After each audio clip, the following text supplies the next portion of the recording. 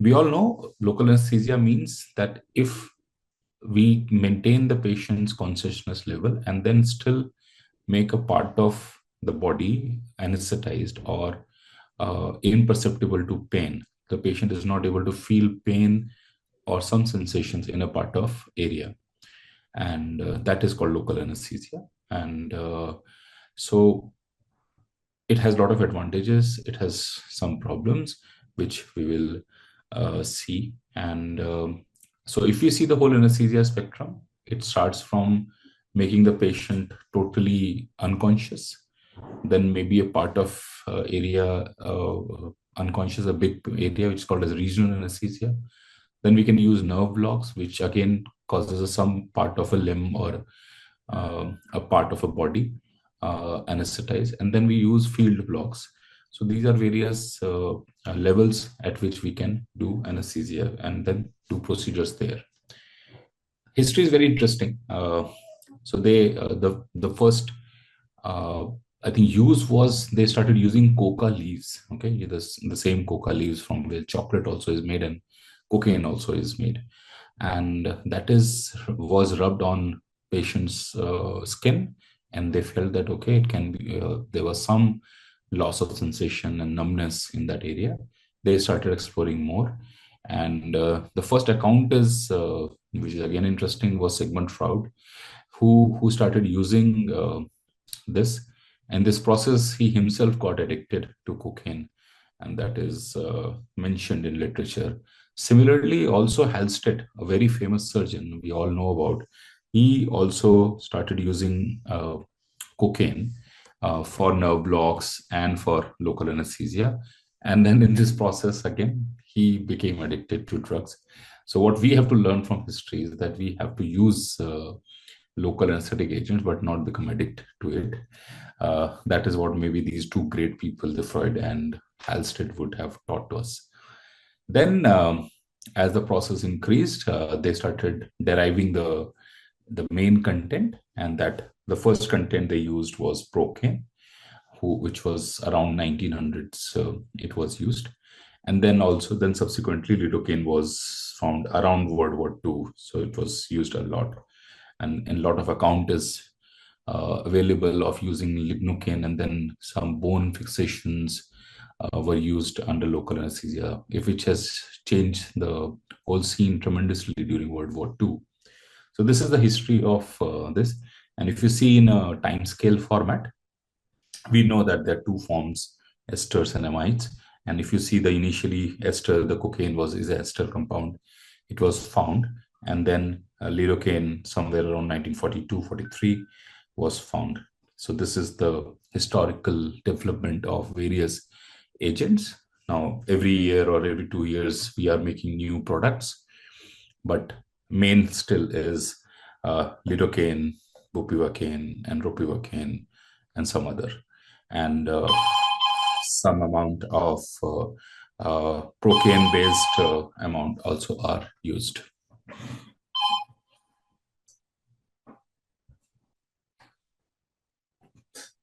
Okay, so this is the history of local anesthetic agents.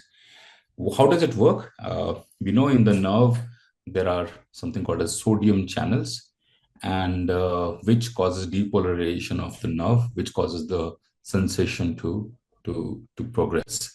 And what these agents do is, for example, there's a nerve cell, and these are sodium channels. So these, can you put them mute, please?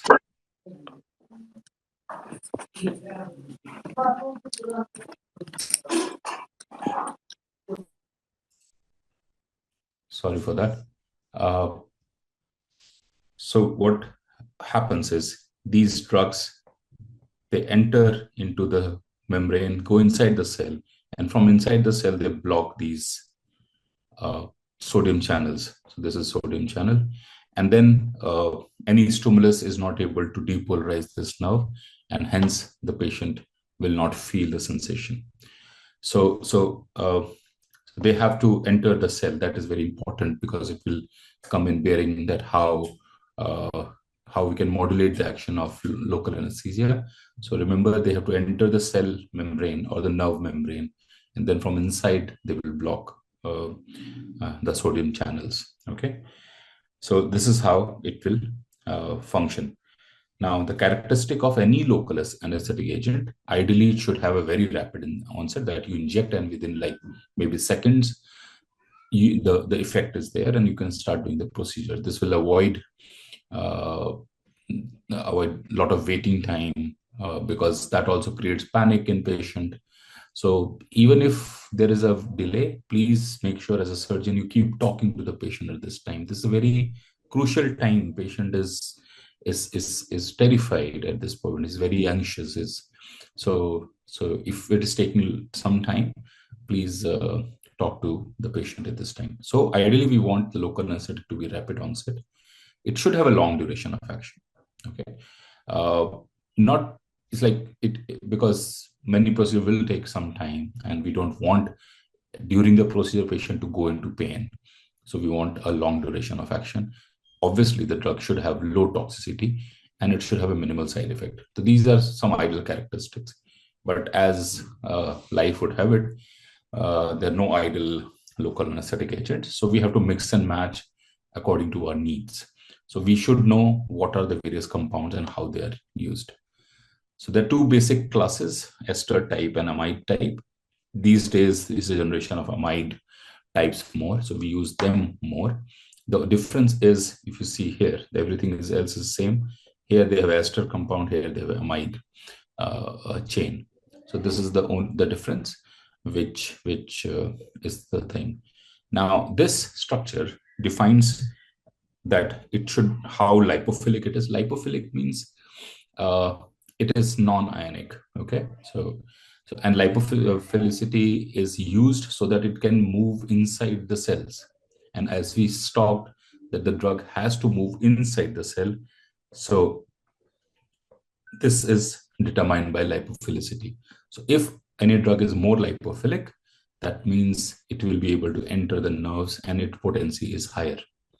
Okay, it has a aromatic ring which generally causes the block. So that is the main thing which acts.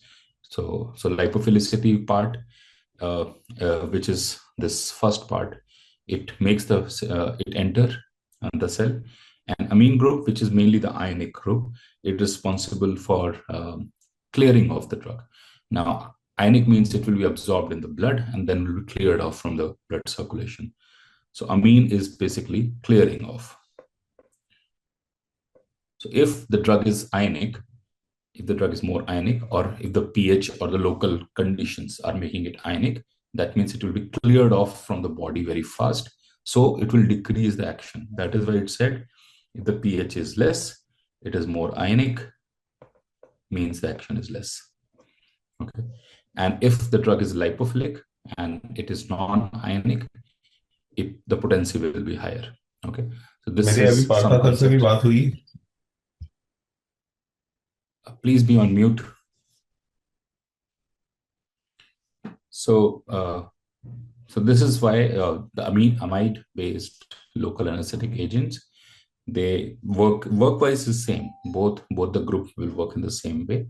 Examples are Lidocaine, Bupivacaine, and Ropivacaine. These are the agents which we commonly see in our OTs, in our OPDs, in our outpatient procedure rooms. Advantage is it has a longer duration of action and it has lower risk of allergic reactions as compared to esters. Esters are very short-acting drugs, but they're very ionic. The compound esters are very ionic. So they depolarize fast and then they're cleared off from the body very fast. Whereas amine group in the body pH, they remain non-ionic. So that's how they will work. Ester-based have a short action, very short action, and they're metabolized more rapidly, as I told you. Examples are cocaine, chlorprocaine, procaine, and tetracaine. Okay, and this is the main problem with them. But in some areas where we want very short action, like some dental procedures, some IV cannulation, some skin procedures, there we can use these. okay, and higher risk of allergic. And these are the reason: short action, higher risk. Remember when we talked about the qualities of ideal anesthetic agent, all these were against it. So that is why esters are not very commonly used now. If you see product wise, I think this is where what you have to focus on is this and this. Okay. Now, Procaine has a very short action. Onset time is 2 to 5 minutes, but only remains in action till 15 to 20 minutes or sometimes maybe 30 minutes. Lidocaine, it starts acting at 1 to 2 minutes, but a good action comes in about 5 minutes. That's why it is always said that after giving local anesthesia, wait for 4 to 5 minutes. And it remains for till about 1.5 to 2 hours, the reliable action. Bupivacaine starts acting little late, around 2 to 10 minutes. A good effect comes around 20 minutes. Okay. And the action, but it lasts as long. So this is the main thing. Now, typically we use these two drugs a lot, and we'll be talking mostly about these two drugs. We have a Ropivacaine, which is the main good property of Ropivacaine is that it's cardiac safe. So this also has a long action, very similar to Bupivacaine, still longer and takes long to onset. And then there is a drug called Mepivacaine, which again is intermediate. It's like 1.5 to 2 hours or 3 hours, and starts around 1 to 2 minutes. All amides are metabolized in liver. All esters are by plasma esterase enzyme. So in the blood, it will be metabolized. Pharmacokinetic wise, it absorbs from the local area, not from the gut. Okay, we don't drink local anesthesia. Whenever you inject in the subcutaneous tissue, it acts on the nerves there. So it's absorbed into the nerves, and slowly it is also absorbed into the blood from where it will be cleared off. Okay, so remember both the absorption are working in a different way. So it is absorbed in the nerve and in the blood vessel.